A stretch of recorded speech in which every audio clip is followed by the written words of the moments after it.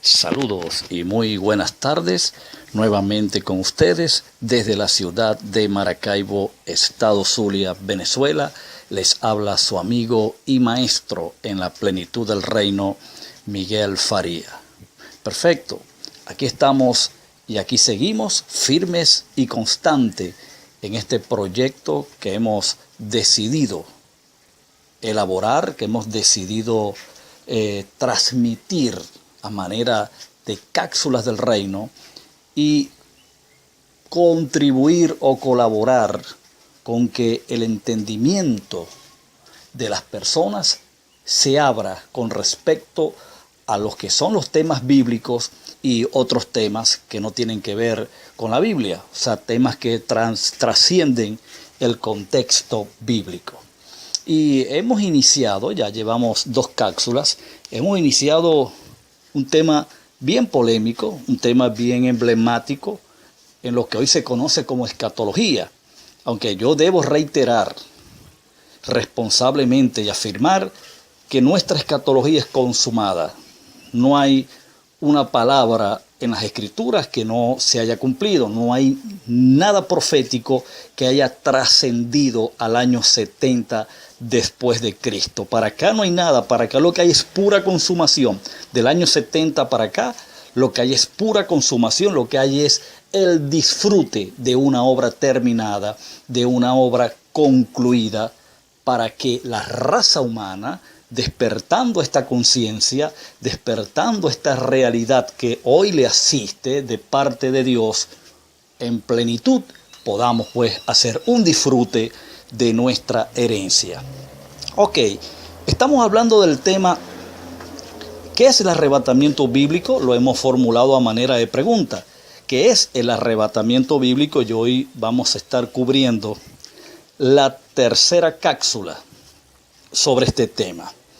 He tratado en las 2 cápsulas anteriores de quitar ese, digamos, calificativo que le han dado a este tema, como lo es el rapto. No hay tal cosa, no hay palabra que describa tal cosa como un rapto en la Biblia, como que cuerpos o seres humanos físicamente iban a ser raptados o fueron raptados o van a ser raptados en este tiempo de la tierra hacia el cielo. No hay ninguna expresión en la Biblia que demuestre tal cosa, que afirme tal cosa, y esa es una de las razones por las cuales estamos acá tratando pues de investigar este tema y colocarle la lupa de las Escrituras, someterlos a todas las pruebas bíblicas, y hasta ahora por supuesto no ha probado ninguna.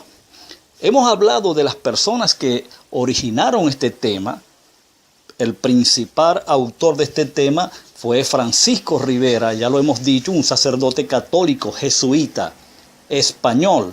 Y así subsecuentemente le sucedieron otros como Samuel Acunza, otro sacerdote católico jesuita de origen chileno.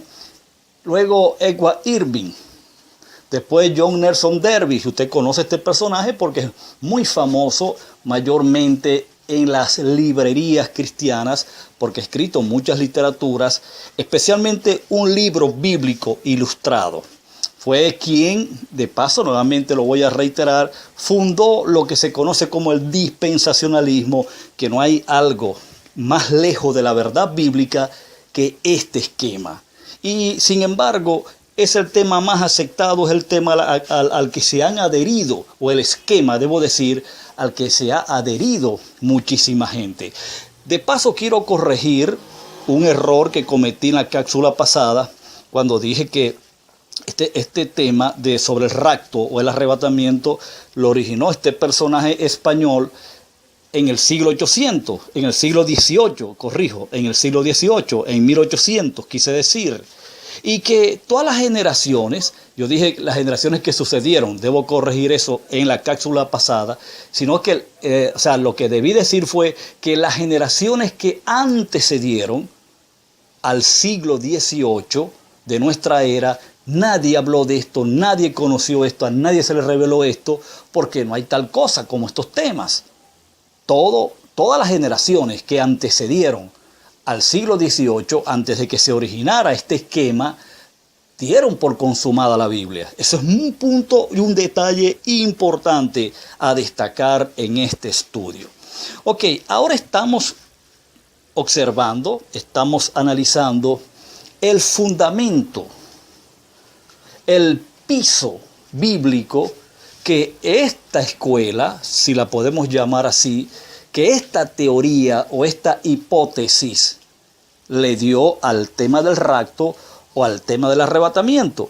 Es decir, lo que ellos utilizaron como soporte bíblico sobre el cual cabalgar y llevar esto hasta donde ha llegado, es decir, al mundo cristiano, el cual lo ha abrazado de una forma incondicional, y son pocos los que hemos hecho las revisiones pertinentes y somos pocos los que hemos tenido la responsabilidad de investigar, de estudiar, claro, teniendo buenas herramientas de estudio, con mucha humildad lo digo, pero con toda responsabilidad, hemos investigado estos temas, hemos llegado al origen de él y hemos visto que es totalmente erróneo.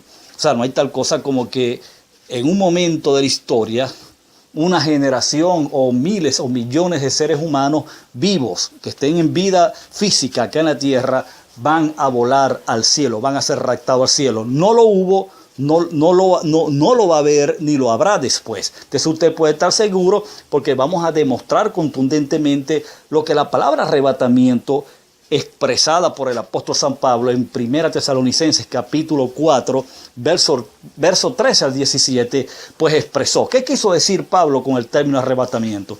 Por ahora vamos a desmontar el fundamento que se le dio al susodicho rapto, para que usted vea que esto simple y llanamente no tiene asidero bíblico. Es decir, un fundamento que, si bien es cierto, es extraído de la Biblia, pero está descontextualizado, es decir, no tiene nada que ver con lo que el apóstol Pablo expresó en 1 Corintios capítulo 4.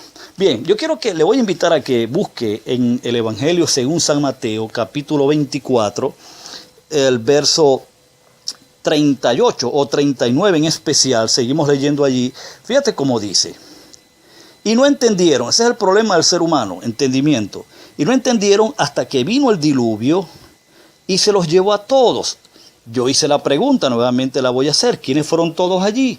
Todos los que no entraron al arca que Noé construyó, todos los que no obedecieron al mensaje de Noé. Todos esos seres humanos que quedaron fuera del arca, fue a quien el diluvio se llevó, a quien el diluvio arrebató, a quien el diluvio sacó de la tierra.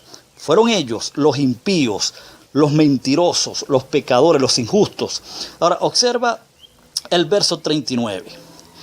Y no entendieron hasta que vino el diluvio y se los llevó a todos. Así será también la venida del Hijo del Hombre. Entonces, cuando ocurriera la venida del Hijo del Hombre, entonces estarán dos en el campo. El uno será tomado y el otro será dejado. Dos mujeres estarán moliendo en un molino, la una será tomada y la otra será dejada. Velad pues, porque no sabéis a qué hora ha de venir vuestro Señor. Ok, quiero que vea aquí algo interesante. Hay un juicio allí en ambos ejemplos. Por ejemplo, el ejemplo que se utiliza de Noé, hay un juicio que es el diluvio, y hay el objeto de ese juicio, que son las personas que están en desobediencia, que son las personas injustas, pecaminosas, que desobedecen al mensaje, que desobedecen a la palabra profética en medio de una generación donde Dios se manifiesta para darles una oportunidad de salvamento a la generación que está cometiendo delitos, pecados deliberadamente. Ahora, se toma el ejemplo de los días de Noé para hablarle a la generación del primer siglo de una situación similar. La venida del Hijo del Hombre se pone en paralelo con la venida del diluvio, y ambos elementos son elementos de juicio. Tanto la venida del Hijo del Hombre, allí expresada, como el diluvio, son dos juicios que están acá colocándose en paralelo. Ahora fíjate, cuando Mateo dice, así también será en el día del juicio, como fue en el diluvio. ¿Qué hubo en el diluvio? ¿Qué pasó en el diluvio? Que el diluvio se llevó a todos ¿Quiénes eran esos todos? Todos los que desobedecieron al mensaje de Noé, todos los que no entraron en el arca, todos esos fueron arrebatados, quitados mediante el juicio del diluvio. Ahora fíjate, en el día del Señor o en la venida del Hijo del Hombre iba a ocurrir lo mismo. El que era tomado era el que era destruido. El que era dejado era el que era salvo. ¿Por qué? Porque el objeto del juicio de Dios siempre fueron los injustos. Los que estaban moliendo en el campo no fue tomado. El que era tomado, el que descendiera, ese era el que iba a acarrear las consecuencias del juicio. Esto es muy importante que usted lo entienda y vea con suma claridad de que estos pasajes no están hablando de ningún arrebatamiento o salvamento para el cielo. Está hablando simple y llanamente que todos los que desobedecieron al mensaje en cada momento histórico, en este caso los días de Noé y los días del primer siglo, los días del Hijo del Hombre, pues el juicio era para destrucción. Entonces, el que era tomado, como lo dice aquí muy claramente el versículo 40, entonces estarán dos en el campo, el uno será tomado. El que es ahí tomado, yo quiero que subraye ese término, no tiene nada que ver con las personas que iban a ser arrebatadas al cielo. Esos que eran tomados allí son los que iban a ser destruidos. Los que eran quitados, repito, eran los malos, los injustos. Mientras que esta teoría del rapto te enseña que quienes eran tomados son los que iban al cielo, los que iban a ser arrebatados en cuerpo físico, es un error, nada más lejos que la realidad y la verdad bíblica que esta teoría. Porque es el mismo ejemplo, así también será en los días del Hijo del Hombre. ¿Cómo? Que en los días del Hijo del Hombre, el día del juicio, vendría a destruir, a quitar de la tierra a los malos, a los injustos, como ocurrió en los días de Noé. El juicio se llevó aquí, sacó de la tierra el juicio. A los malos, a los injustos. Sí, el objeto de estos juicios fueron los injustos. Fueron los malos. Entonces, quienes eran tomados o quienes fueron tomados acá en este pasaje fueron los malos, y el otro será dejado, era el justo, quien heredaba la tierra. Versículo 41, dos mujeres estarán moliendo en un molino, la una será tomada y la otra será dejada. ¿Quién es la que era tomada? La que el juicio destruía, la que el juicio quitaba de la tierra, arrebataba para juicio. Eran quemados. En otros pasajes dice que la cizaña era quitada y quemada al fuego, mientras que el trigo era puesto en los graneros. Es decir, que siempre el justo, en la Biblia, muchísimas escrituras, demasiadas, para demostrar de que es el justo quien hereda la tierra y estará en ella para siempre. Y no así el impío, no así el injusto, sino que será desarraigado, será quitado, será borrado de la faz de la tierra.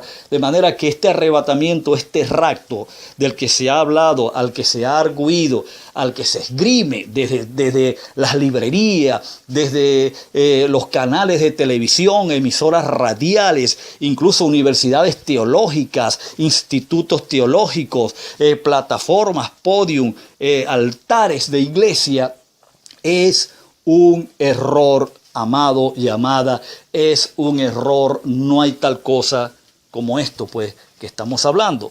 Ahora fíjate, con que vaya a ocurrir en algún momento de la historia o haya ocurrido de que muchos o millones de seres humanos con vida física pues hayan sido traspuestos al cielo. No hay tal cosa como eso.